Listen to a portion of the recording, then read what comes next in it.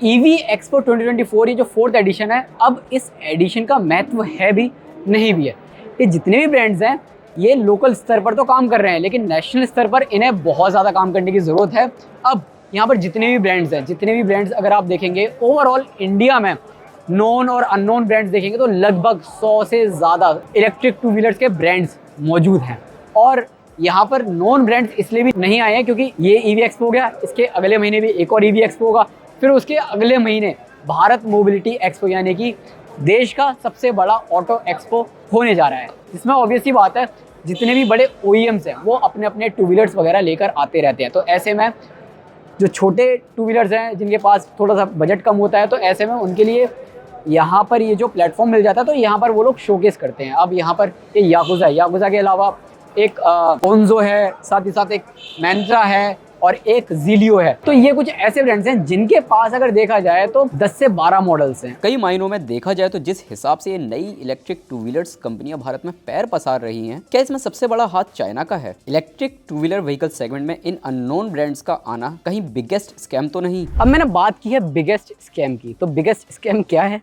Basically देखा जाए तो इनके पास जितने भी ये ब्रांड्स हैं, अननोन ब्रांड्स हैं, इनके पास खुद की R&D फैसिलिटी है ही नहीं। एक आध जो याकुजा वगैरह हैं, क्योंकि इनके प्लांट्स जगह जगह हैं, तो ऐसे में हो सकता है इनकी R&D टीम हो, R&D फैसिलिटी वगैरह हो। और याकुजा तो बेसिकली लेड एसिड पर ही काम करता है, लिथियम पर काम ही नहीं करता है। लेकिन जितने भी यहाँ पर ब्रांड्स हैं लेड पर भी काम कर रहे हैं, लिथियम पर भी काम कर रहे हैं। तो ऐसे में लेड एसिड की जो कॉस्ट है वो कम होती है, लिथियम की ज़्यादा होती है। लिथियम ज़्यादा रेंज भी ऑफर करती है और ज़्यादा रिलायबल भी होती है। अब यहाँ पर सवाल सबसे बड़ा खड़ा ये होता है कि बिगेस्ट स्कैम कैसे है। देखो, चाइना से पार्ट्स आ रहे हैं, यहाँ पर जितने भी ब्रांड्स हैं ना सेम पार्ट्स आ रहे हैं, लेकिन डिफरेंट डिज़ाइन के साथ आ रहे हैं। बहुत सारे आपको स्कूटर्स तो ऐसे देखने को मिल जाते हैं जिनके डिज़ाइन लैंग्वेजेस ऑलमोस्ट सेम है। सिर्फ क्या है, किसी में एलॉय की जगह स्टील डाल दिया है, किसी में डिस्क ब्रेक नहीं है, किसी में डिस्क ब्रेक है, किसी में लाइट सिम वैसी है, मीटर चेंज कर दिया है। ऑलमोस्ट चीज़ें सेम है, बस ब्रांड्स के नेम अलग अलग हैं।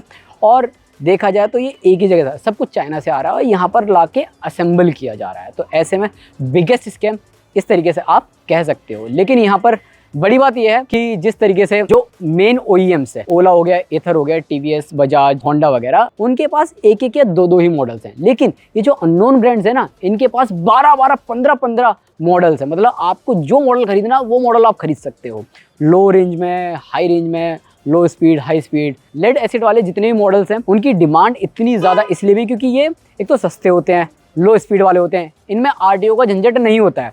और जो कंपनियां वो RTO का झंझट ना रख के, तो ऐसे में क्या होता है, कॉस्टिंग कम करके डीलरशिप को बेचती हैं। और डीलरशिप लेवल पर अगर आप देखोगे, अगर आप डीलरशिप लेना चाहते हो इनकी जितने भी ब्रांड्स हैं ये, तो ऐसे में आपको ये स्कूटर काफ़ी सस्ते मिल जाते हैं। और डीलरशिप जब कस्टमर को ये स्कूटर बेचते हैं 100% या इससे ज़्यादा का मार्जिन होता है। मतलब आप ऐसे समझो, जो याकुजा के ब्रांड की जो प्राइसिंग है 25-30 हज़ार रुपये से शुरू होती है, 38-40 हज़ार रुपये तक जाती है। ये डीलरशिप प्राइस है। लेकिन जो डीलरशिप वाले हैं वो इन स्कूटर्स की प्राइस 60 हज़ार, 65 हज़ार, जो 25-30 हज़ार रुपये में आपको मिल रहा है 60-65 हज़ार रुपये में बेचते हैं। और जो 40 हज़ार रुपये में मिल रहा है वो आपको 80-80 हज़ार रुपये तक में बेचते हैं। और साथ ही साथ कई बार तो ऐसा होता है कि 70 हज़ार और 80 हज़ार में आप 3 स्कूटर ले जाओ, 4 स्कूटर ले जाओ।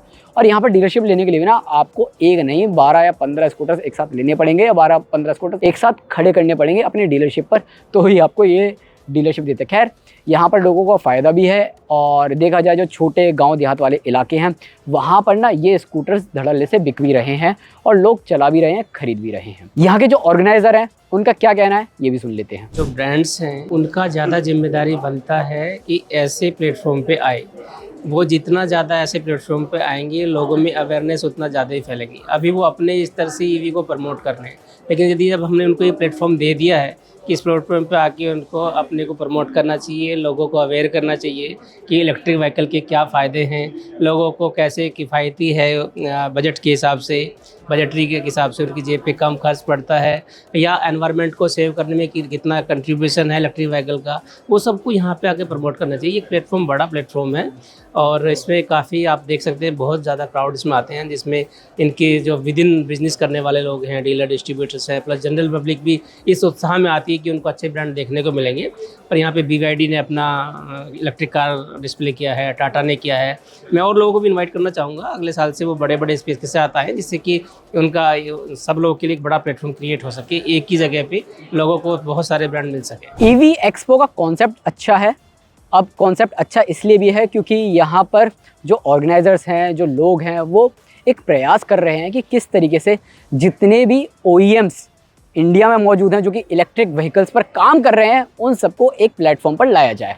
लेकिन अब ये काम कैसे ईजी हो सकता है? देखो, जो भारत मोबिलिटी एक्सपो है, ऑब्वियस सी बात है, वहाँ पर इलेक्ट्रिक व्हीकल्स भी होते हैं, नॉर्मल आइस पावर्ड व्हीकल्स भी होते हैं। तो ऐसे में जब EV एक्सपो को बड़ा बनाना है तो भारत मोबिलिटी एक्सपो में आपको सिर्फ strong hybrid, plug in hybrid या आइस पावर्ड वाले जो व्हीकल्स हैं वही शोकेस किए जाए, वही लॉन्च किए जाए। लेकिन EV एक्सपो को बड़ा बनाने के लिए यहाँ सिर्फ इलेक्ट्रिक व्हीकल्स को ही तवज्जो दी जाए, और हर कंपनी से ये तवज्जो जब दी जाएगी तो ही ये एक्सपो बड़ा बन पाएगा। अब 4 साल तो हो गए हैं ना, लेकिन बड़ा नहीं हो पा रहा है। इनफैक्ट जो मेन OEMs है वो भी नहीं आ पा रहे हैं, तो मेन OEMs ऐसे ही आएंगे। बाकी आप बताओ, आपका क्या कहना है इस EV एक्सपो 2024 को लेकर?